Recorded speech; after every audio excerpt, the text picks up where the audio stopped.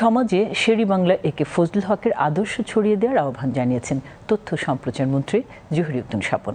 সকালে রাজধানীতে এতিমদের আর্থিক সহায়তা প্রদান অনুষ্ঠানে তিনি আহ্বান জানান। শের-ই-বাংলা একে ফজলুল হক ফাউন্ডেশন রাজধানী সহ বিভিন্ন জেলার 20টি এতিমখানার শিশুদের মাঝে ঈদ উপলক্ষে সহায়তা প্রদান করে।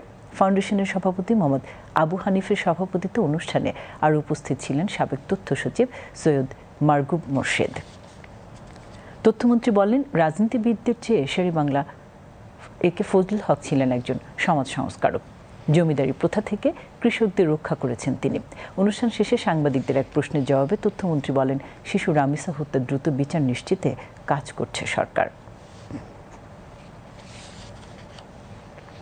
এই অপরাধীকে সাজার আওতায় আনার জন্য সরকার সব ধরনের ব্যবস্থা গ্রহণ করেছে এবং সরকারের পক্ষ থেকে সংশ্লিষ্ট সকলকে, বিশেষ করে সাংবাদিক ভাইদেরকেও ধন্যবাদ জানাই যে আপনারা সরকারের এই উদ্যোগ এবং জনগণের মধ্যে যে বিষয়ে ক্ষোভ আছে এটাকে আপনারা যেভাবে জনমত তৈরি করে তুলছেন, আপনাদের জনমতের উপরে ভর করেই আমরা আরও বেশি কার্যকরী আইন তৈরি করতে পারবো, যাতে সমাজ থেকে এই ধরনের অপরাধকে আমরা নির্মূল করতে পারি।